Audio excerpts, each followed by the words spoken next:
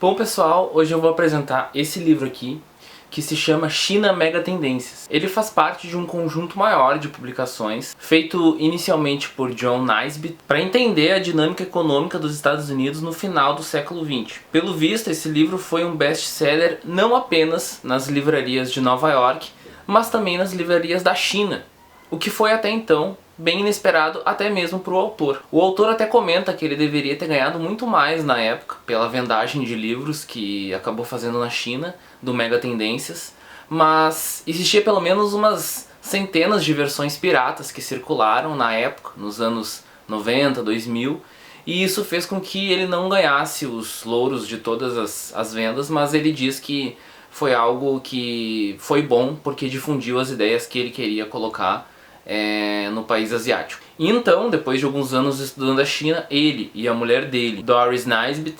resolveram publicar um Mega Tendências sobre a China. Ele já é um livro um pouco velho, ele vai até mais ou menos ali 2011, 2012, mas é interessante também da gente fazer algumas análises das previsões que eles tentaram fazer e se elas deram certo ou não.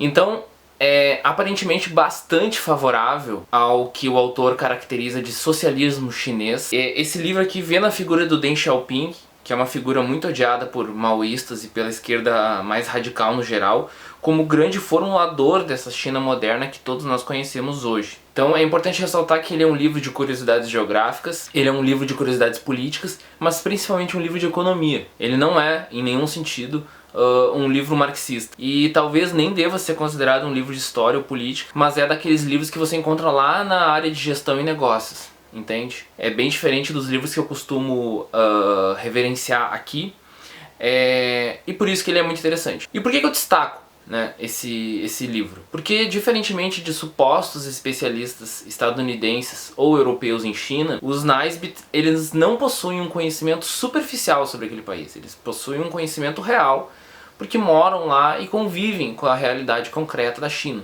Ainda mais quando a gente fala de autores, né, oriundos dos Estados Unidos. A Revolução Cultural, por exemplo, que é muito mal vista por essa nova vanguarda política chinesa, vê nesse líder, o Deng Xiaoping, que a gente já citou aqui, uma representação do que a China é hoje, e no passado do Mao Tse Tung, um autoritarismo que ele não deve necessariamente ser negado ou rejeitado, mas entendido e obviamente superado. E para quem não sabe, o Deng Xiaoping, ele foi um dos braços direitos, né, se me permitem aí o trocadilho, após a tomada de poder em 1949, pelo que a gente entende como um partido exército, que é o partido do Mao Tse Tung, né, na Revolução Chinesa.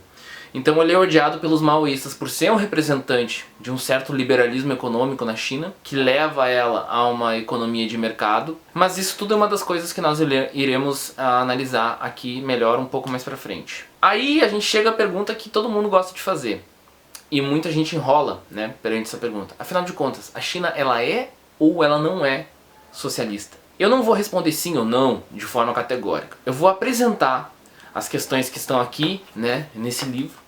E aí, no final, vocês vão ver se as conclusões são corretas ou não e quais conclusões vão ser tiradas, obviamente. Então, pois bem, quando o livro ele defende o conceito de riqueza pelos chineses, ele não defende o conceito ocidental de riqueza. Isso é o que os autores trazem. E aqui é importante lembrar duas coisas. Primeiro, eu considero o Brasil sim um país ocidental. Eu sei que isso é um pouco polêmico, porque por mais que nós não participemos do desenvolvimento econômico de países como os Estados Unidos e a Alemanha, nós fomos forjados desde o início da nossa colonização por uma potência europeia e depois, principalmente nos anos 40, 50, 60 e até nas ditaduras militares da América do Sul, pelos valores ocidentais. Então nós brasileiros, nós entendemos conceitos como liberdade e riqueza da mesma forma que franceses, que estadunidenses, né? Uma riqueza individual, própria, empreendedora. A gente não acessa da mesma maneira, mas entende que sim, né? E a segunda questão é que quando eu digo o livro defende, não quer dizer que necessariamente eu defenda, ou que eu concorde. Estou trazendo a opinião dos dois autores. Enfim, para eles, quando em 1986 o já citado aqui, né, Deng Xiaoping fala, olha, ficar rico não é nenhum pecado, o que a gente quer dizer por ficar rico é diferente do significado implicado por vocês. A riqueza numa sociedade socialista pertence às pessoas. Ficar rico em uma sociedade socialista significa prosperidade para todos. E ele não está falando aqui em ficar bilionário enquanto muitas pessoas ficam sem casa. Embora a gente saiba que, no capitalismo, uma coisa está diretamente relacionada a outra coisa. Assim, um dos subcapítulos mais interessantes do livro, que é "A China ainda é uma sociedade de classes?", termina de forma meio confusa, meio inconclusa, sem uma resposta objetiva.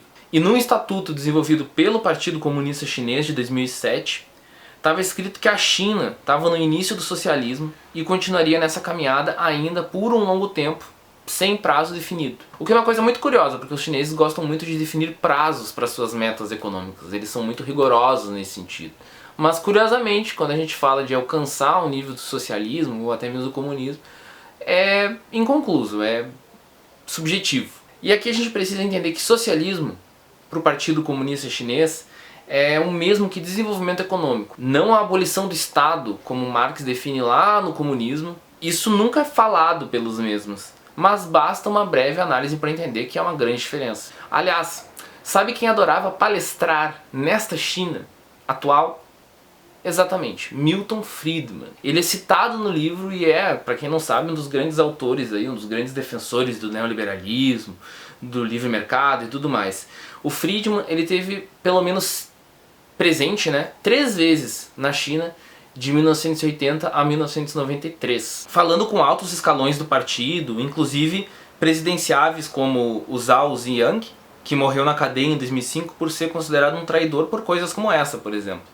A passagem do Friedman, pela China, ela é muito curiosa, é pouco documentada, mas se você pesquisar na internet você acha fotos, você acha palestra, você acha um monte de coisa lá, ele falando e tudo mais. E ele vai afirmar em 1987, para o Zhao, que um sistema híbrido como ele queria não funcionaria. Porque segundo as palavras dele, o Estado ele é organizado de cima para baixo e o mercado é de baixo para cima. E os dois princípios seriam então incompatíveis. É o que teria defendido o Friedman para o então presidente Zhao Ziyang. Enfim, curiosidades à parte, outra questão que é muito interessante é que essa nova vanguarda da política chinesa, ela afirma que não quer mais que a China seja uma fábrica do mundo como tem sido nas últimas décadas. Mas a questão é que se a China não vai ser a fábrica do mundo, algum país vai ter que ser. Então o que a China quer ser? Segundo essa vanguarda política, querem ser a ponta de lança tecnológica do mundo. E é por isso que hoje a China dá importância a questões como o desenvolvimento de satélites, naves espaciais, por exemplo. Mas é importante pensar,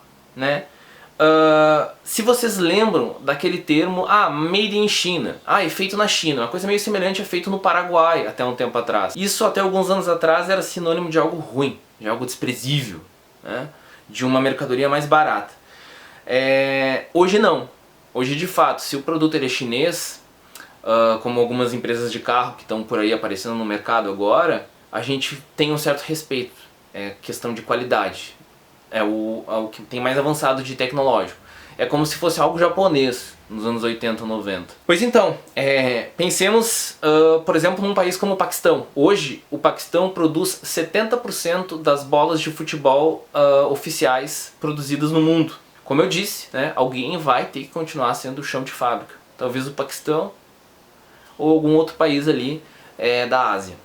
Então os autores eles fazem uma defesa corajosa, até em alguns momentos, da soberania chinesa. De novo, repito, para autores dos Estados Unidos, evidentemente, porque eles vão tratar de territórios muito polêmicos, como Hong Kong, quando o autor ali vai dizer, olha, quando Hong Kong era um protetorado britânico, não teve nenhum deputado de Hong Kong em Londres, por exemplo. Então agora não adianta dizer que não tem representatividade política na China, que eles chamam de China continental. Que tipo de liberdade vocês estão falando, então? Isso é bem curioso. Aliás, hoje a grande crítica da imprensa europeia acerca da China é sobre a falta de liberdades, que os autores aqui minimizam completamente e muitas vezes de fato com bons argumentos, como é o caso do Tibete, por exemplo. A questão do Tibete aqui é levantada e eles afirmam categoricamente que é muito melhor que a China continental continue administrando o Tibete, porque antes deles era um passado feudal,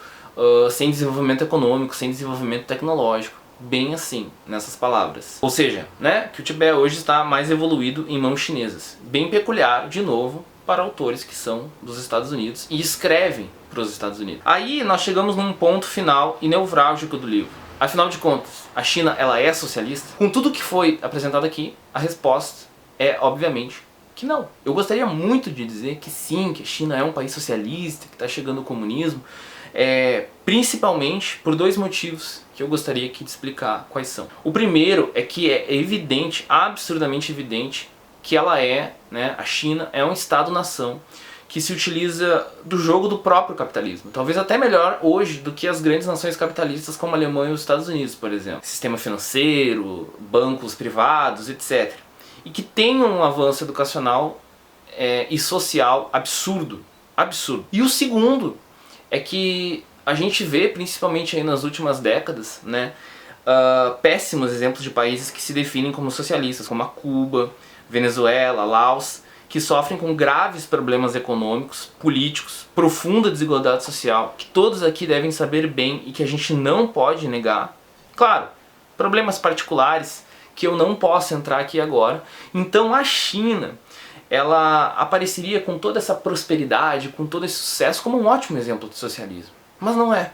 Definitivamente não é. Centralização dos problemas, concentração de questões políticas que atualmente só um planejamento estatal pode resolver, uma elite política que pensa no país a longo prazo e não só enriquecer pessoalmente, um longo etc. Tudo coisas que países como o Brasil, a Argentina e talvez até mesmo os Estados Unidos absurdamente não têm hoje. E eu gostaria ainda de aprofundar um pouco mais essa questão. A China, ela nem poderia ser socialista porque hoje esse sistema econômico, essa transição ao comunismo, não é utilizada por nenhum país no mundo. A teoria da revolução permanente do Trotsky, tão criticada e pouco entendida pelo movimento comunista internacional atualmente e também no passado, reforça isso. A teoria, ela reforça a verdade prática, política, geopolítica, enfim. Não teria como a China, nem que ela quisesse muito, abolir internamente o capitalismo, se ela vive num mundo completamente capitalista.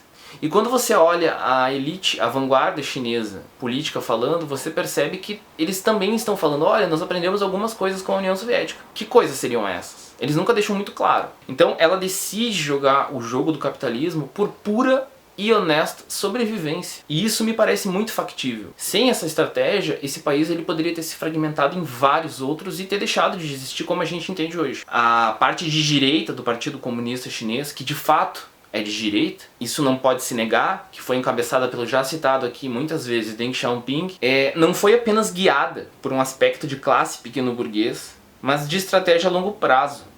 A gente tem que pensar que num século em que a própria União Soviética, sob o stalinismo, havia sabotado as tentativas de ruptura com o capitalismo, havia sabotado as revoluções que estavam acontecendo e que aconteceram, não restava então a pobre China loucamente dizer assim, não, nós é que vamos construir sozinho o socialismo, vamos fazer aqui o socialismo num só país. Essa teoria stalinista, ela foi completamente derrubada pela história, pela verdade, pela prática. A China não tentou e nem poderia tentar fazer, de dizer assim, bater no peito e falar, seremos nós que guiaremos o proletariado internacional em rumo ao comunismo. Talvez como tenha tentado fazer a Albânia nos anos 90, com muita vontade, com muito esforço, mas com pouca realidade prática, política. Enfim, eu não abordei todas as questões levantadas pelo livro, não teria como, a não ser que eu passasse de 1 hora de gravação e eu seria redundante fazendo isso, e mesmo assim ainda seria pouco. No entanto, fica aí a dica de uma boa leitura para todos vocês, China, Mega Tendências.